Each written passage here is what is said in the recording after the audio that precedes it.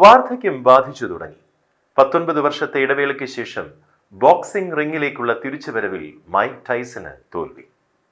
Boxing താരമായി മാറിയ പഴയ യൂട്യൂബർ 27-കാരനായ ജേക്ക് പോളിനോടായിരുന്നു 58-കാരനായ ടൈസന്റെ തോൽവി. പക്ഷേ തന്റെ മൃഗീയ സ്വഭാവം ഒട്ടും കുറഞ്ഞിട്ടില്ലെന്നാണ് ടൈസൺ തെളിയിച്ചത്. ജേക്കിനെ അപ്രതീക്ഷിതമായി ടൈസൺ ചെകിടത്തടിച്ച് അമ്പരപ്പുണ്ടാക്കി. ഏകകണ്ഠമായ തീരുമാനത്തിലൂടെയാണ് ജേക്കിനെ വിജയിയായി പ്രഖ്യാപിച്ചത്. താരത്തിന്റെ പ്രൊഫഷണൽ കരിയറിലെ ഏറ്റവും വലിയ വിജയമെന്ന തരത്തിൽ അറിയപ്പെടാൻ പോകുന്ന മത്സരമായിരിക്കും ഇത്. മത്സരത്തിൽ പ്രായത്തിൻ്റെതായ അവശതകൾ ടൈസനെ ബാധിച്ചിരുന്നു. അദ്ദേഹത്തിന്റെ റിഫ്ലക്സുകളെല്ലാം മന്ദഗതിയിലായിരുന്നു. എങ്കിലും ആദ്യ 2 റൗണ്ടിലും മികച്ച പ്രകടനം നടത്താൻ ടൈസനായി.